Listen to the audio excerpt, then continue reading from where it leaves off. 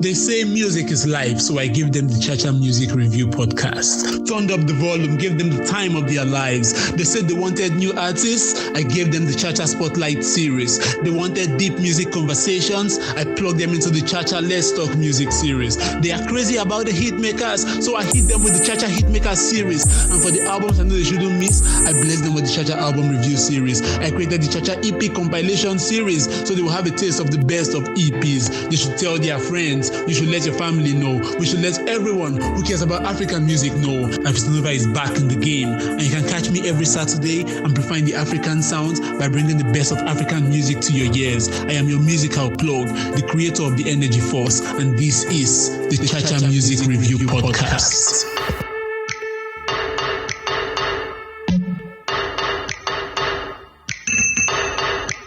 Good day, ladies and gentlemen, boys and girls, and members of the Cha-Cha Nation. My name is Hafeestonova, your musical plug, creator of the Energy Force, and I'm back with another Cha-Cha album review series on the Cha-Cha Music Review podcast. I'm not going to be doing this alone. I have, one of my favorite, podcasters in the compound with me, and they've been here several times, so I don't even need to waste time. Let me just, call their name straight up.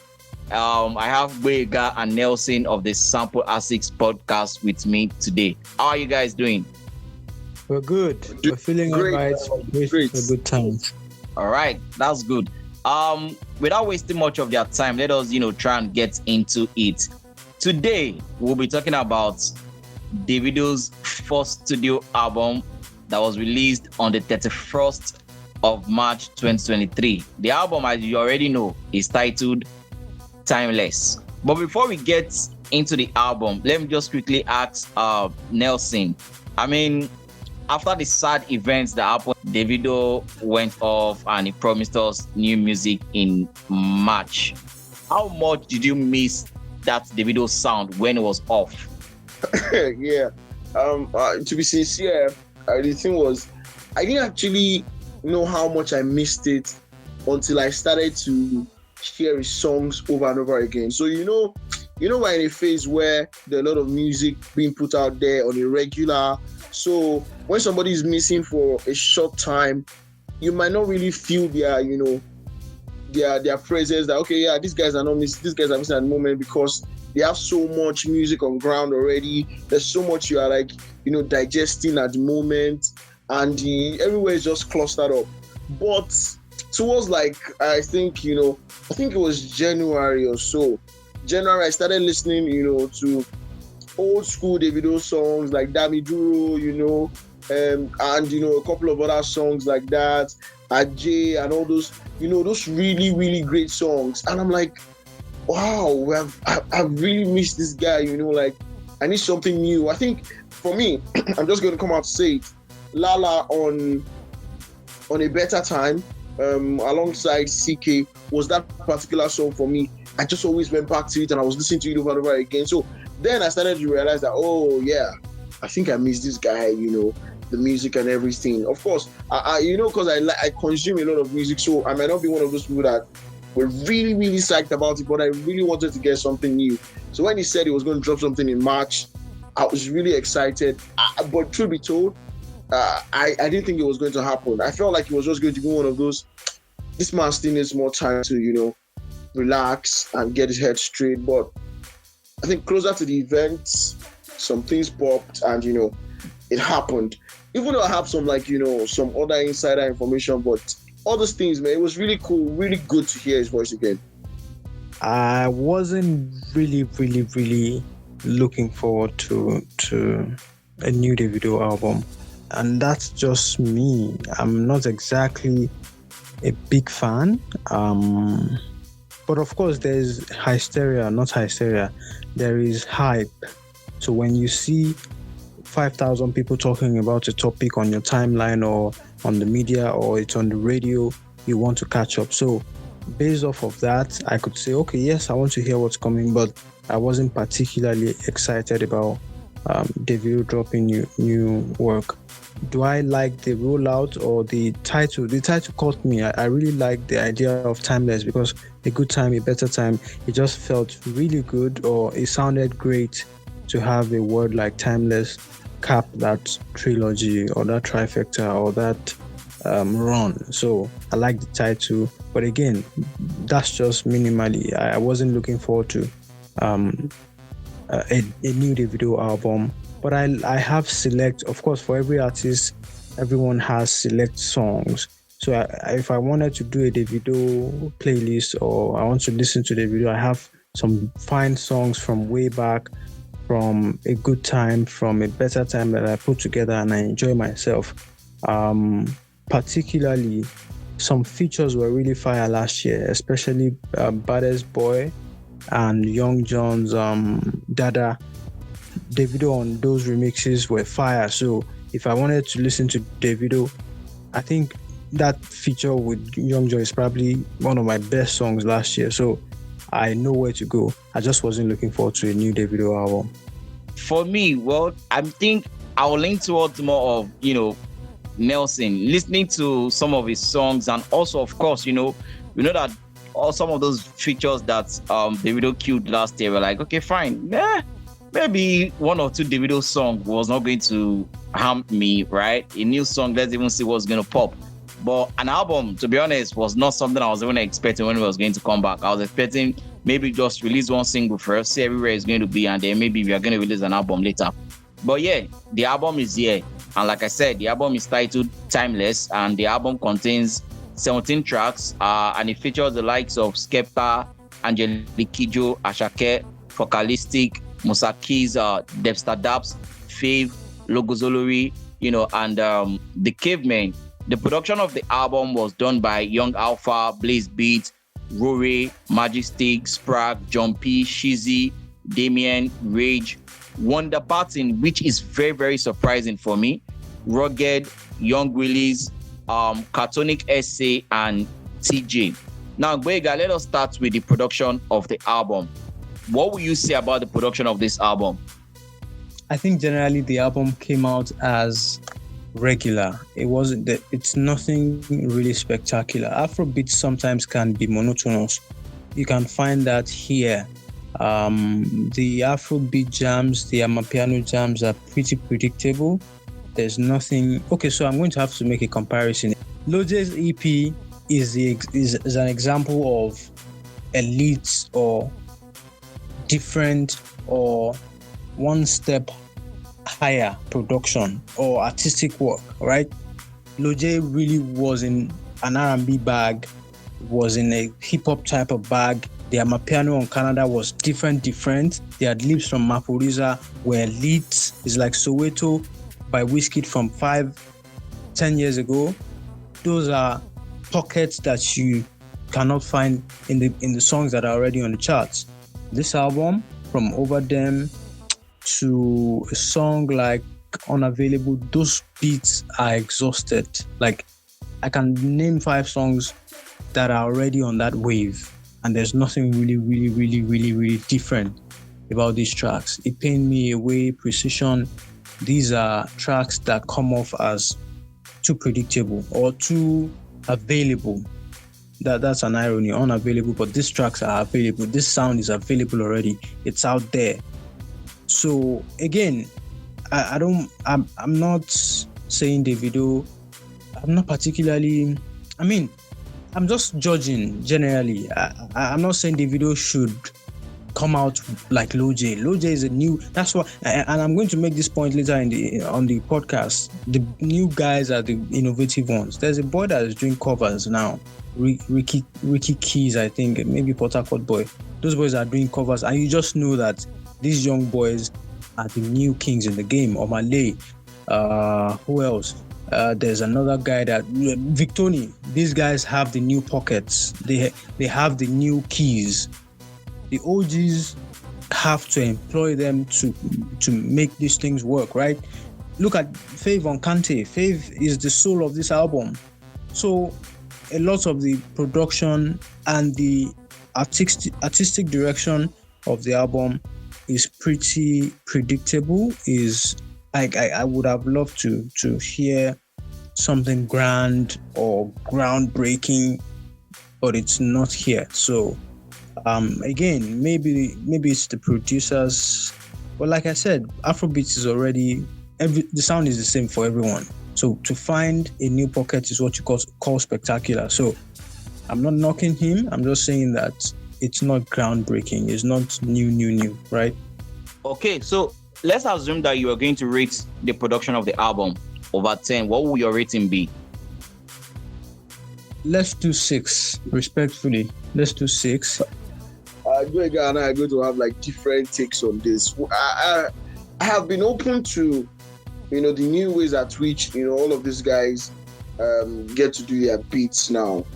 And to be honest, before I used to be more strict on them, and because of course I consume a lot of old school music, so I know how raw sound should be. I know how perfect, in quotes, sometimes it should be. But I think these guys of nowadays, I feel like they are trying to look for a way to make something that sells and is regular, but they always look for details that are different. For example, I feel like this production was crisp and well mixed and mastered. Now, for the depth or the creativity of the beats, I don't think they're like they're like the best. I'm sure they had more, but they just really wanted to like work with the simpler, the better. If you understand what I'm saying. I'm taking a different route because I feel like the guy is going hard on them. I'm saying it sounds like regular. So I think this was made on purpose to go this way, because you would not. I mean, we would be lying if we are saying that we know that these guys around, these guys around Davido are not popping guys as well. Look at, and I have to connect also back to what Vega said about, some of the beats. For example, the beats, "Let It Be Lights" by Zlatan and Shea Vibes. That beats, it's a one of a kind mashup, chaos, like creative chaos and exciting. But I think for this particular album, the way they tailored the album, they really wanted it to be simple. And I think a couple of times they tried to divert and do something, different and all. But I think they wanted that approach. So I would not be judging the beat on how creative it was, but how crisp it was. Sounded very well, properly mixed and mastered. Sounded like a quality album. But in terms of the creativity, I wouldn't be like so much. I want to give a step back and say, let's give it to them that they wanted to be simple, and that's why they kept it this way. Can I quickly make an addition? There is a one-off that I think is like stands out. It's a track that stands out on the album, and that's LCND, Legends Can Never Die. I think that's a little different from. Yeah, it's a little different from the theme or the sound on the entire album.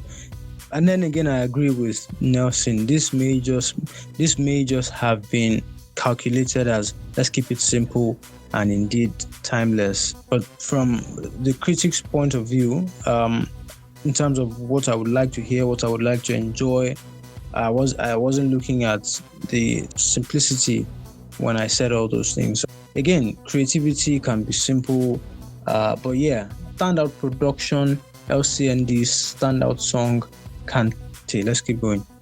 For those of you that might be listening and wondering why Vega might be saying the production is nothing new, or the production might be, in terms of the creativity behind it, might be something that we've probably gotten exhausted with, is because if you listen to the album entirely, you could tell that majority of the sound there were amapiano influenced or inspired, whichever word you want to use.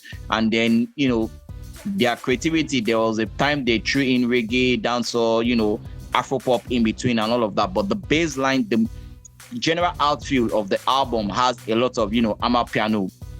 I think I will lean towards Nelson in terms of how the production was done, because when I listened to the album, I'm like, okay, I think Davido just tried to keep it safe and simple, or just maybe the album, was an album that was done with the mindset of 2022, and they didn't really want to tweak too much of it and say, okay, this is 2023, let's try and rechange the sound and all of that. I mean, we didn't know what sound might be accepted in 2023 yet. So maybe they just wanted to keep it safe and keep it, simple. But again, just like Bega too rightly said, there might be one or two creativity that they could have thrown on. For me now, and I'll go to where I said I was surprised with, was the production of the song titled Now Money, the Cavemen featuring Angelique Kidjo, which was produced by Banton. And I'm not even going to lie, I don't know how come, but this is the first time I'm noticing that Banton can produce. And having the fact that he produced that particular tune, I feel like, okay.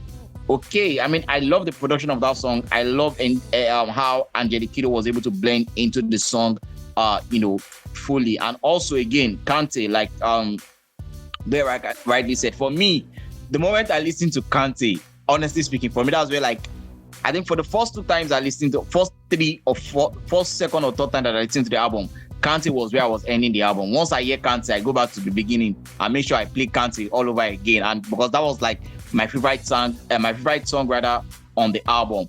Now, Nelson, let me start with you with this. Since we are talking about the songs on the album, I wanted to do this with you guys because I felt like I was hearing one or two samples, on the album, and I just wanted to be sure, like, I mean, which other person to deal with if not for the sample six guys. So let me ask you, I could hear some couple of Ice Prince sample, like the Juju part, that's the song featuring Skepta. There's also one that I think I heard on what's the name of that song right now? I think is It Depend Me, It Depend Me. And there's also one other one. I think that one is I don't know if it is Feel, that one that has something like Forever. I don't know, but help me on that. Was there any major sample that you could hear, or maybe it was just one or two lines that just borrowed and used on the album? And then also tell us, what songs would you say were your favorite song on the album, or the song that you felt shouldn't have made the album? Let me start with this. I think there was more interpolation than sampling. Let me explain. Although they are the same thing, same meanings, but I think we use them differently nowadays. Even though interpolation and sampling can be used the same way, I think nowadays when it is less, like when it's like a lesser percentage that is being used for the sample, you say interpolation. When it is like properly sampled, you say sampling. For example, now that Juju, they do like Juju, They Worry Me. Of course, it reminds you of that song off Ice Prince album. Anytime I feel like saying, Juju, They Worry Me. I know if they explain this time. So of course, we got that as well. And It Depend Me. I kind of feel like that's more, something that you can actually push aside. And one thing I have to give to them, I have to say this is, there was a couple of interpolations on this album, but they are very hard to find. You have to listen carefully. Even on the Kante song, I was hearing a couple of, old music, the flow, the use of words. But I feel like these guys are really smart. They understand the art now, and it's really good for them. You understand? So apart from that, I don't think they did any major sampling. Although I've listened 4 times now.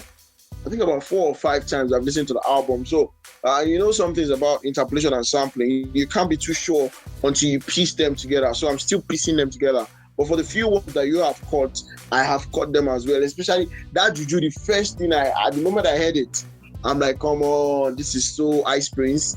But it's cool, it's fine, you understand? And I give it to them the way they did it. Proper stuff, great stuff. For me, the songs that I really like of the album, I would start with, because I'll start like chronologically as I can remember. I feel like Feel It, over them was cool for an opening, but Feel It was a great way to switch up from, that slow mode that we got into in the album. Feel It is a jam. And I feel like if I was in the room, I would have said, let's push the heck out of this, because I feel like this is a club banger. It would catch fire on its own. After Feel It, I would say, Kante. And I think Kante, to an extent, I don't like Kante as much as a lot of people like Kante. The song I really like, that I feel like, top song on that album, apart from Namoni, which I know that everybody likes, is Picasso. Picasso with Logos Olori. Yo, that song is a definite jam. That's a proper song. That's a song that might probably outlive the album if they can, do something with it. Maybe create a video, do an extra push on it. And LCND, Legends Can Never Die, classic. I think that encapsulates the timeless of the album. So I'll pick my 5, which is Feel, Namoni, Kante, Picasso, LCND. I don't think Champion Sound should have made that album, but I'm sure the heads that are there are probably better than me in terms of, curating music. So I'll leave that to them. Okay, all right. I mean, I also have the feeling that Champion Sound should have made the album. Then I looked at them like, maybe Davido thought, the relationship between him and Focalistic, maybe that was why he just added it. Because for me, the way the album started, it started with Over Them, and like you rightly said, a good song to kick off the album, and then Legend Can Never Die automatically is the last song, at least that we've not heard on the album except from Champion Sound. So I felt that should have ended, the album. Then you had Champion Sound, which I felt like they should have just written bonus track, so we know that okay, it's not originally part of the body of the work, but hey, it is what it is. Boyega, let's talk for you. Let me talk about the collaborations. Let's talk about which artist would you say, okay, this artist really came through on this song, and also what song would you say, are your favorites? Okay, so my favorite songs, I think I have 4 or more. Actually, I have not spinned the album as much as most people, so I may be sleeping on some hits. No Competition was the first I heard.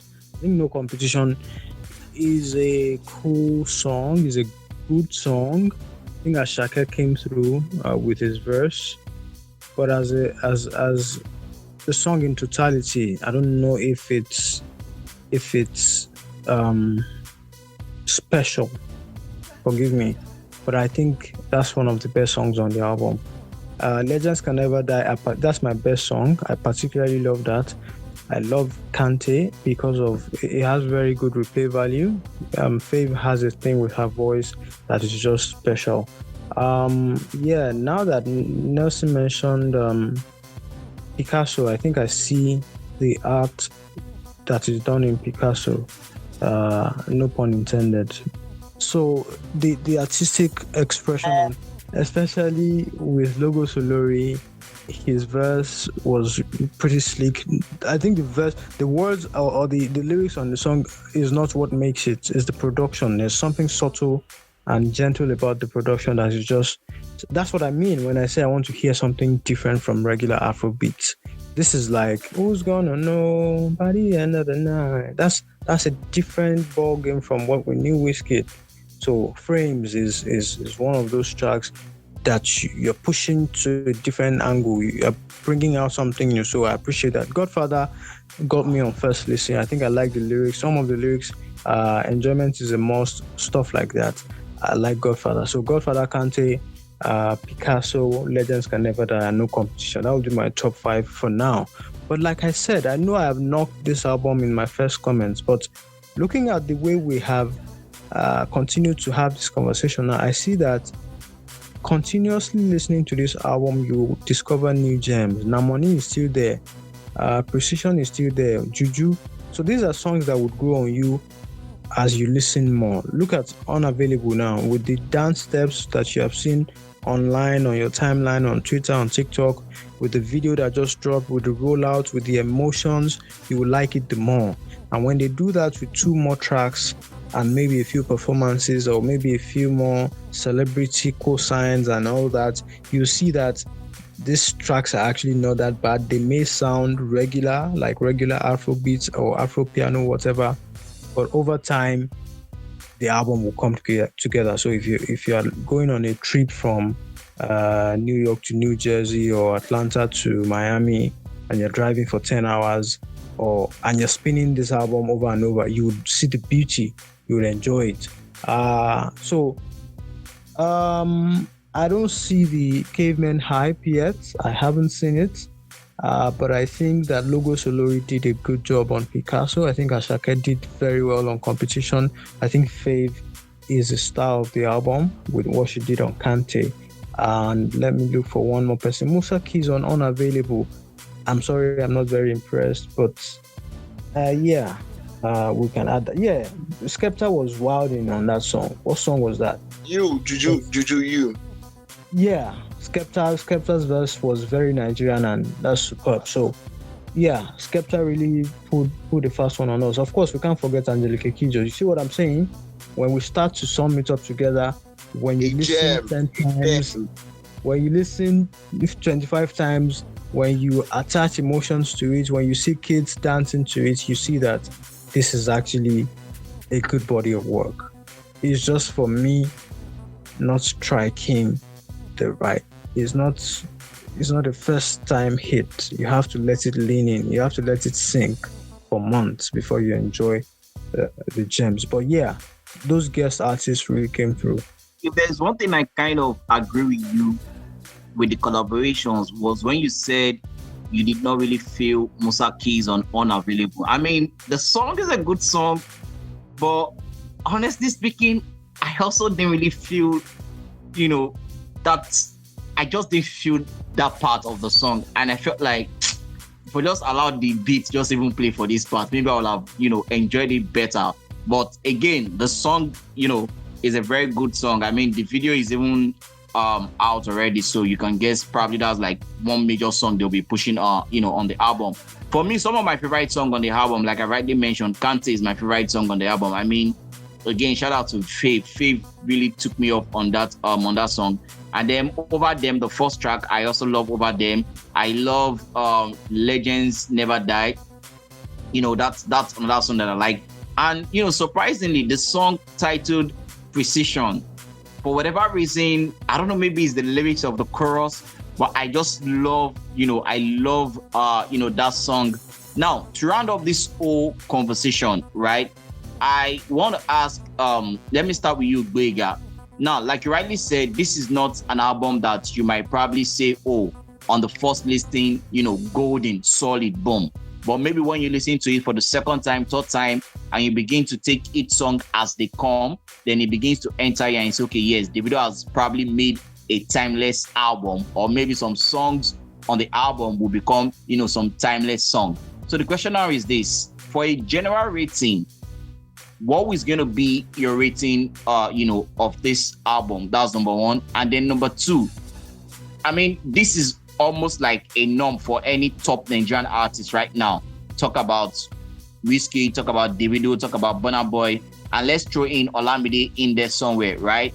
Whenever they release an album, let's say the Twitter people, for example, quote and unquote, there is going to be, oh, is this album going to get nominated for the Grammy, blah, blah, blah, blah, and stuff like that. So the question is, what would be your rating of the album in general? And then if you look at the album, will you say, okay, and this song might be that Grammy song, or nah, everything is just strictly Nigeria, no Grammy intended song on the album?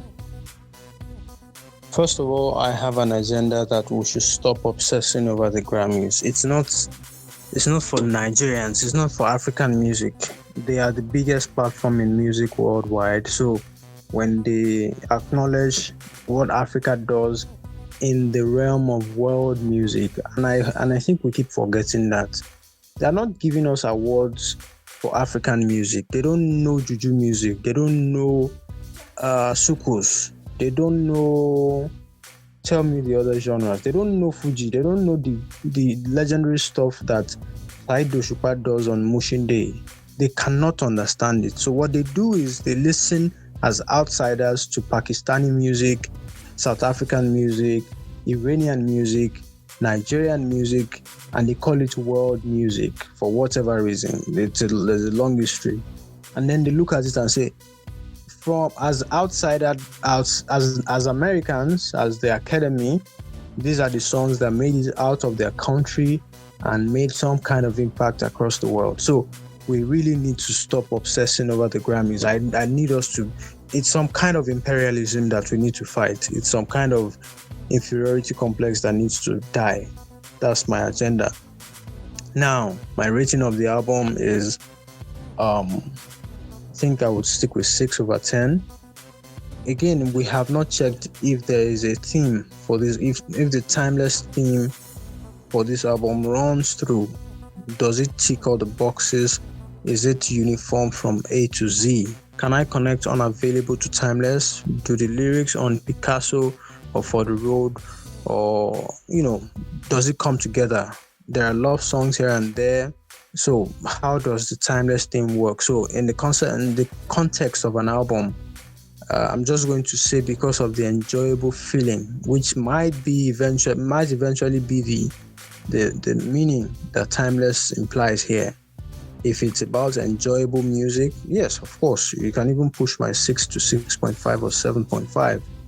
But as an album in that rating, I think I'm just going to maintain 6. And yes, again, let's stop obsessing over the Grammys. I like what we're doing across the world. I like the fact that we are doing good numbers across the world, but we should not then make that into a question where we want to be on the Grammys every other year. Yes, we would be nominated for tracks that fit the bill. I'm not sure I'm right. They're planning to create an Afrobeat section or Afrobeat category, whether 1 or 2, whatever. Let's not forget that that's just the Grammys.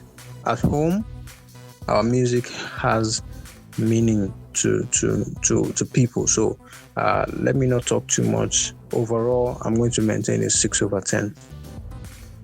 Well, I really don't. I agree with Boyega.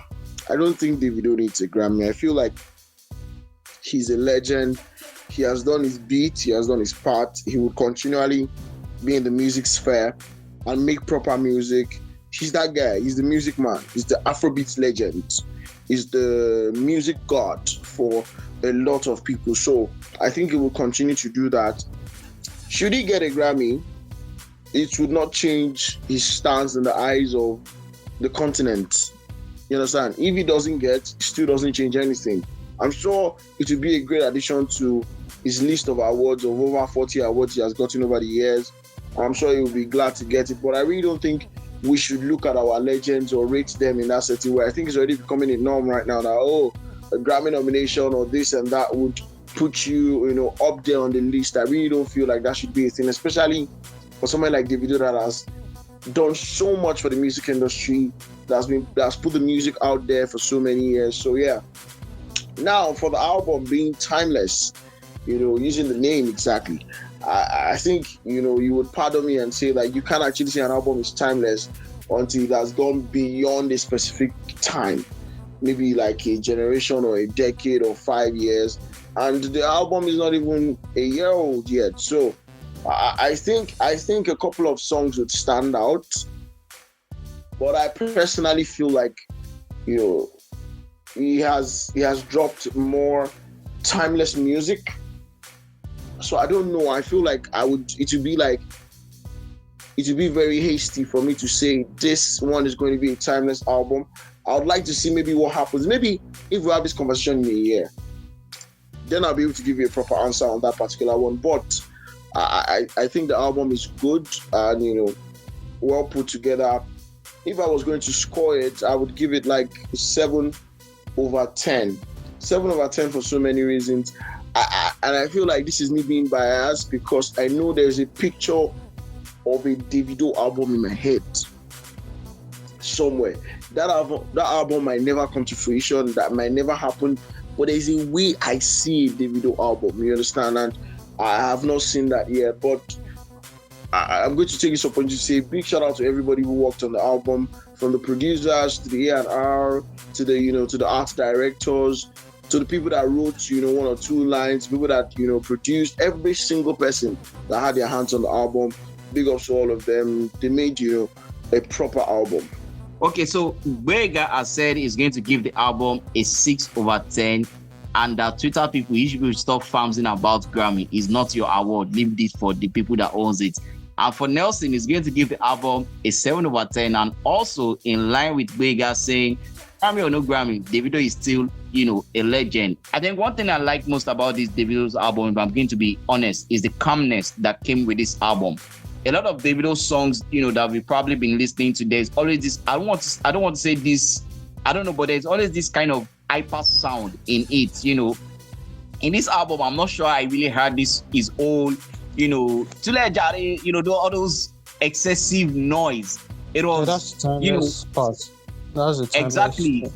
And I'm not going to lie, I think that was one of the major things that really made me enjoy the album so much, because it felt so calm and it was easy to listen to for me, and I really enjoyed it. And obviously, if I'm going to rate the album, I'm also going to give the album, a 7 over 10, because I feel like, there were some songs that I feel like, don't say the song no good though, but if the song had come out as a single, the song feel no make count. But the fact that the song did part of the album, we accept it, and we move on like that.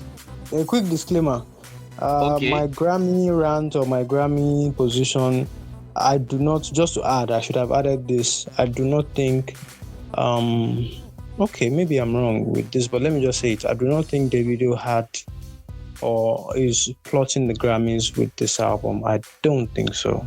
I think he just wanted to make something to follow is a good time, a better time albums, something relaxing.